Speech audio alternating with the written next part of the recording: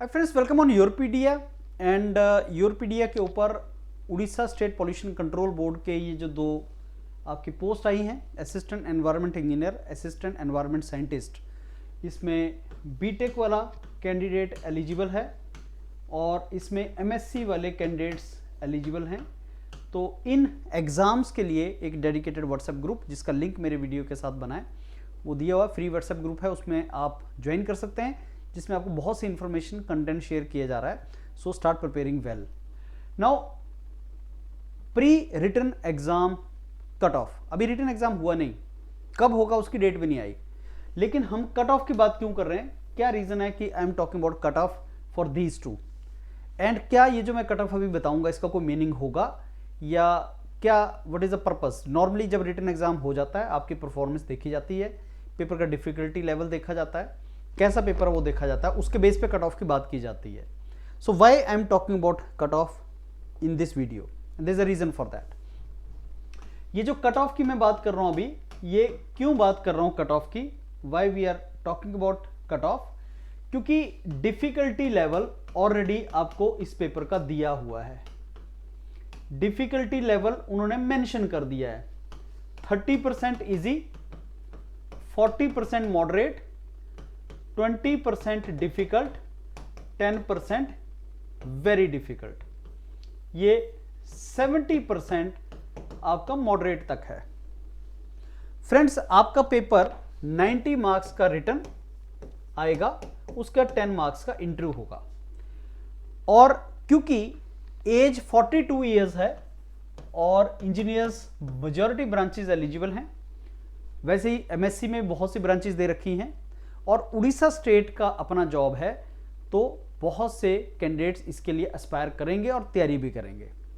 Paper बहुत difficult, जो difficulty level है वो तो इन्होंने बता ही दिया कैसा आएगा, लेकिन सिलेबस भी बहुत अच्छे तरीके से वेल डिफाइंड है। सिलेबस डिफाइंड है, डिफिकल्टी लेवल बता दिया गया। ऐसे पेपर में कट ऑफ सोचा जा सकता है, डिसाइड किया जा सकता है, एटलीस्ट ये बताया जा सकता है कि आपको टारगेट क्या रखना है। तो मेरे को लगता है कि 70 प्लस अगर आप 90 में से लाएंगे, आप अनरिजर्व कैटेगरी के हैं, आप ओबीसी के हैं, आप ईडब्ल्यूएस से हैं, अगर आप टारगेट 90 प्लस का रख के चलेंगे, सॉरी 70 प्लस का रख के चलेंगे, तो बहुत ही सेफ रहेगा। एनी डे 65 प्लस का टारगेट आपको करना चाहिए।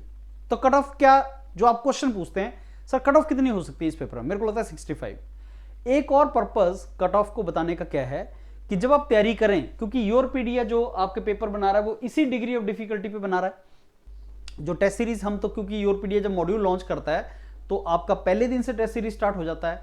अब टेस्ट में अगर 10 क्वेश्चन डाले जाएंगे, 10 तो नहीं होते हैं टेस्ट में, 10 से ज्यादा ही होते हैं टिपिकली। हम इसमें 90 नंबर का है तो हम 30 नंबर का टेस्ट उसमें फ्रेम करेंगे।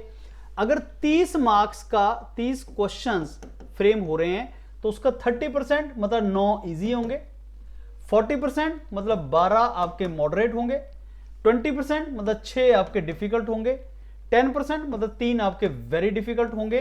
तो ऐसे आप जब देखोगे तो 30 क्वेश्चन आपके इस तरीके से योरपीडिया के डेली टेस्ट जो होंगे उसमें दिया जाएगा। आपको योरपीडिया में डेली टेस्ट दिया जाएगा, तो जो डेली टेस्ट होगा उसका ये आपका डिवीजन होगा। और अगर मैं बोलता हूं 65%, तो आपको 19.5 या 20 नंबर टारगेट करने हैं 30 में से।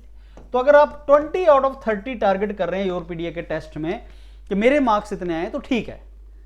अब पेपर ऐसा ही बनाया जाएगा जिसमें ये डिफिकल्टी होगी और टेस्ट का आपको टॉपिक भी दिए जाएंगे कि टेस्ट हम किस किस सब्जेक्ट में से लिए जा रहे हैं, वो कंटेंट आपको मिल रहा है, पैनल पे हो रहा है।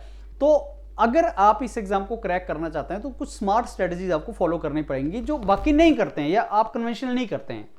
मेजॉरिटी लोग कैंडिडेट क्या सोचते हैं, पहले सिलेबस खत्म हो जाए फिर टेस्ट लगाएं। नहीं, जो जो पढ़ते जा रहे हो उसके साथ साथ टेस्टिंग करते चले जाओ, क्योंकि टेस्टिंग से बहुत कॉन्फिडेंस आता है और टेस्ट से ही पता लगता है आप कितना परफॉर्म कर रहे हो। लेकिन परफॉर्म करना कितना है वो कैसे पता लगेगा? आपको 30 में से 20 नंबर लेने हैं। ये कैसे पता लगेगा? क्योंकि डिग्री ऑफ डिफिकल्टी पता है। अब मैं सारे इजी बनाऊंगा तो नंबर बढ़ जाएगा, अगर सारे डिफिकल्ट बना दूंगा तो नंबर कम हो जाएगा। लेकिन Orissa public state pollution control board ने मेंशन कर दिया डिफिकल्टी लेवल, इसलिए आपको 30 में से 20 का टारगेट करना चाहिए और 90 में से 65-70 का टारगेट आपको करना चाहिए। तो इस तरीके से जब आप बेसिकली आगे जाएंगे तो आपको वो आपको उस तरीके से इसका जो कट ऑफ है वो डिसाइड होगा। बाकी ऑब्वियसली पेपर जब हो जाएगा तो ये चीज़ें पता भी लग जाएंगी, लेकिन मेरे को ये लगता है कि अगर आप 90 जो क्वेश्चंस आएंगे उसमें से 70 प्लस अच्छा करके आए, उसमें नेगेटिव मार्किंग भी है, तो सारे तो आप अटेम्प्ट नहीं करोगे, लेकिन अगर आपने 70 अटेम्प्ट किया और 65 प्लस आप हिट करने की सोच रहे हैं तो मेरे को लगता है आपका कट ऑफ क्लियर हो जाएगा। All the very best, keep preparing, और योरपीडिया का फ्री व्हाट्सएप ग्रुप आप ज्वाइन कर लें और डेली टेस्ट स्टार्ट कर दें, क्योंकि आज से आपका ये मॉड्यूल स्टार्ट हो रहा है। ये जो मॉड्यूल है ये आपका इनिशिएट हो चुका है और अब आप इसको ज्वाइन कर सकते हैं और इसकी तैयारी लाइव क्लासेस वगैरह लगा सकते हैं। Thank you.